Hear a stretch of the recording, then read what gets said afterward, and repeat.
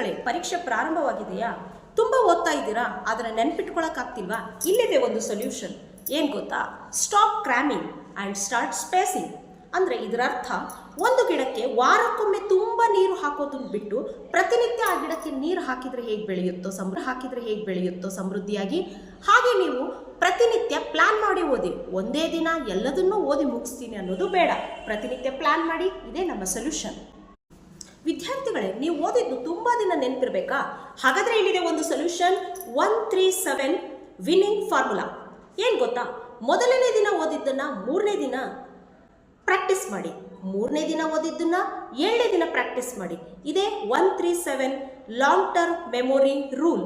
ಇದನ್ನು ಫಾಲೋ ಮಾಡಿ, ನೀವು ಓದಿದ್ದನ್ನು ನೆನ್ಪಿಟ್ಕೊಳ್ಳಿ.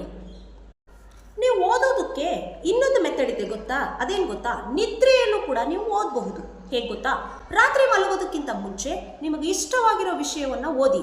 ಇಲ್ಲ ಅಂದರೆ ನಿಮಗೆ ತುಂಬ ಕಷ್ಟ ಇರೋ ವಿಷಯವನ್ನು ಓದಿ ಮಲಗಿ. ಆದರೆ ನೀವು ಮಲಗಿರ್ತೀರಾ, ನಿಮ್ಮ ಸಬ್ ಕಾನ್ಷಿಯಸ್ ಮೈಂಡ್ ಏನು ಮಾಡುತ್ತೆ ಅಂದರೆ ನೀವು ಓದಿರೋದನ್ನು ಲಾಂಗ್ ಟರ್ಮ್ ಮೆಮೊರಿಗೆ ಶಿಫ್ಟ್ ಮಾಡುತ್ತೆ. ಹಾಗಾದರೆ ನಾವು ನಿದ್ರೆಯಲ್ಲೂ ಕೂಡ ಓದಬಹುದು. ವಿದ್ಯಾರ್ಥಿಗಳೇ, ಸುಮ್ಮನೆ ಓದಬೇಡಿ, ರೀಕಾಲ್ ಮಾಡಿ. ಅಂದರೆ ನೀವು ಓದಿರೋದನ್ನು ಯಾರ ಮುಂದೆ ಆದರೂ ಅರ್ಥಬದ್ಧವಾಗಿ ಎಕ್ಸ್ಪ್ಲೇನ್ ಮಾಡಿ, ಗಟ್ಟಿಯಾಗಿ ಎಕ್ಸ್ಪ್ಲೇನ್ ಮಾಡಿ. ಇದರಿಂದ ನಿಮಗೇನು ಅರ್ಥ ಆಗಿಲ್ಲ ಅನ್ನೋದು ತಿಳಿಯುತ್ತೆ. ಅಂದರೆ ನೀವು ಈ ರೀತಿ ಮಾಡೋದ್ರಿಂದ ನಿಮ್ಮ ಹಾರ್ಮೋನ್ನ ಡೋಪಮಿನ್ ಹಿಟ್ ನಿಮ್ಮಲ್ಲಿ ಆಸಕ್ತಿಯನ್ನು ಉಂಟು ಮಾಡುತ್ತೆ. ಬೇಕಂದರೆ ಫೋಕಸ್, ಟಿಪ್ಸ್ ಆ್ಯಂಡ್ ಸಮರಿ. ಅಂದರೆ ಬರೆಯುವ ಅಭ್ಯಾಸ ಮಾಡ್ಕೊಳ್ಳಿ. ಇದರಿಂದ ನಿಮ್ಮ ಫಿಸಿಕಲ್ ಆಕ್ಟಿವಿಟಿಯಿಂದ ಮೆಮೊರಿಯಲ್ಲಿ ಆಕ್ಟಿವಿಟಿ ಪ್ರೊಸೆಸರ್ನ ನೀವು ಆಕ್ಟಿವ್ ಮಾಡಿದ ಹಾಗೆ ಆಗುತ್ತೆ.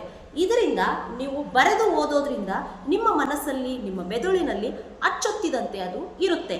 ಇದರಿಂದ ನೀವು ಓದಿದ್ದನ್ನು ತುಂಬ ದಿನ ನೆನಪಿಡ್ಬೋದು. ಹಾಗಾದರೆ ವಿದ್ಯಾರ್ಥಿಗಳೇ, ಈಗಲೇ ನೀವು ಪರೀಕ್ಷೆಗೆ ತಯಾರಿ ಮಾಡಿ, ಚೆನ್ನಾಗಿ ಅಭ್ಯಾಸ ಮಾಡಿ, ಪರೀಕ್ಷೆನ ಚೆನ್ನಾಗಿ ಬರೀರಿ. All the best.